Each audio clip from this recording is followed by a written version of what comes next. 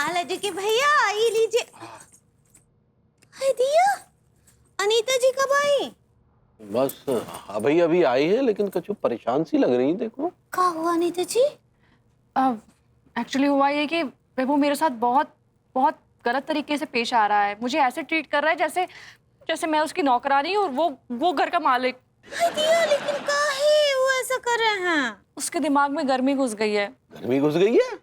किस बात की गर्मी घुस गई है? पैसे की गर्मी घुस गई है? उनकी जेब में तो फूटी कौड़ी नहीं है।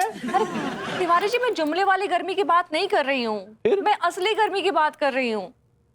लू लग गया है उनको। उनका जो समझे नहीं भाभी जी। हुआ ये कि वो बाहर गया था एक दिन और वहीं पे बेहोश हो गया। हाँ तो हमरे काम से गए थे ना बाहर, लेकिन हम ना ही भेजे उनको। वो खुद ही अपने आप से चले गए जबरदस्ती। अंगूरी जी, यहाँ सवाल भेजने या ना भेजने का नहीं है। ऐसे तो मैं भी तिवारी जी को कितनी बार काम से भेज ही देती हूँ बाहर। अब पड़ोसी हैं तो इतने काम तो आ ही सकते हैं ना। लेकिन प्रॉब्लम ये है कि जब से वो वहां से बाहर से लौटा है ना, तब से बहुत बुरी तरीके से मुझे ट्रीट कर रहा है। मतलब बात बात पर मेरे पर चिल्ला रहा है। मैं जरा सा कुछ बोलती हूँ वैसे ऐसे चिल्ला के मेरी तरफ आता है जैसे उसकी नजर में मेरी कोई इज्जत ही नहीं है। वो मुझे एकदम एकदम नौकरानी की तरह ट्रीट कर रहा है।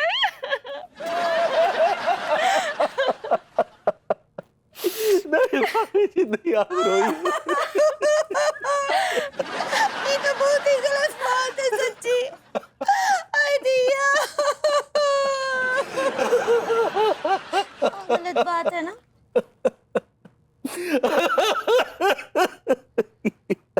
क्या हो रहा है भाभी जी के साथ? इतना अन्याय, इतनी ज्यादती कैसे सहन कर पाएंगे हम?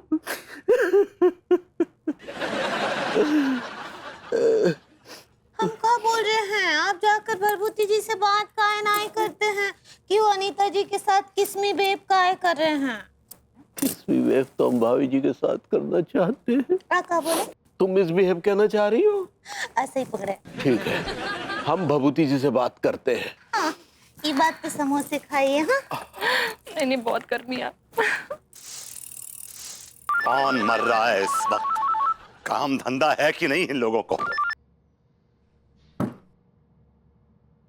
हेलो, कौन बोल रहा है? मीनल, किससे बात करनी है? हाँ, अन्नू से? अन्नू से बात करनी है? अन्नू के अलावा इस घर में कोई और रहता है जिसका नाम है विभूति नारायण मिश्रा? उससे बात करने में तेरी नानी मरती है? हाँ?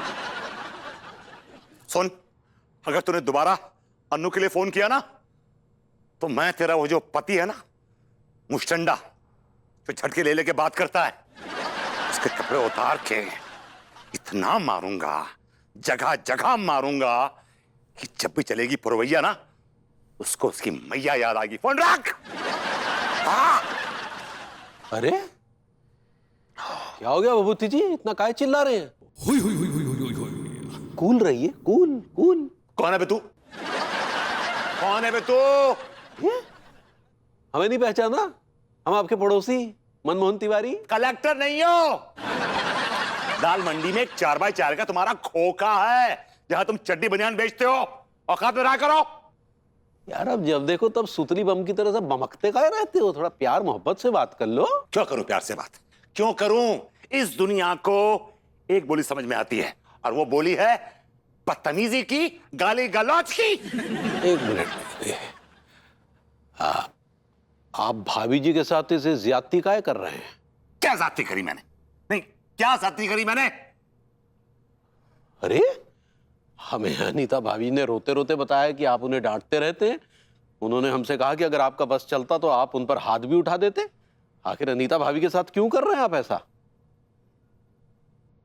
सुन रहे हैं आप? सुन रहा हूं, बहरा नहीं हो। अरे क्या बकवास लगा रखी है आपने?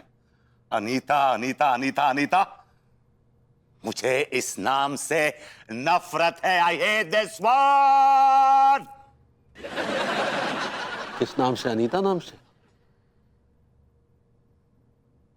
या श्योर, यस यस।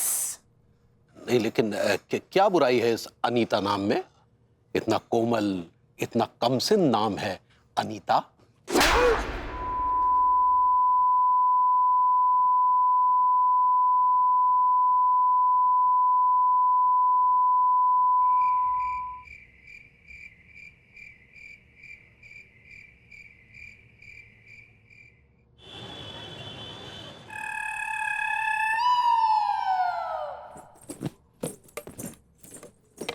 लीजिए अनीता जी, खस का शरबत पीजिए।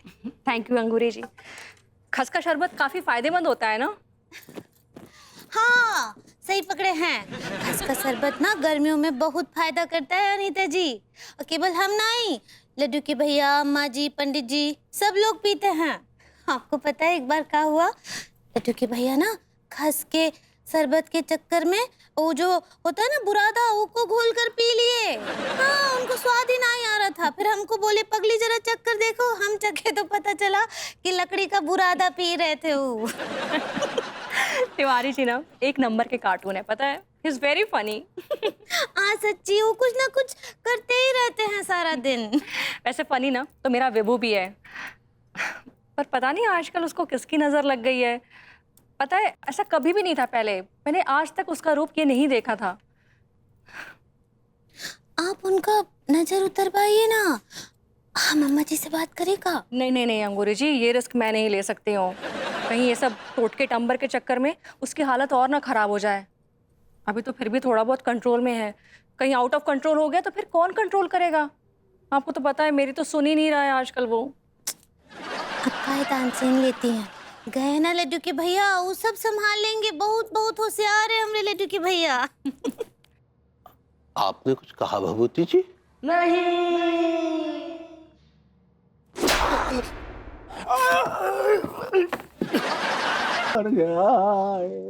कॉल करती है। Tiwari ji relax relax please.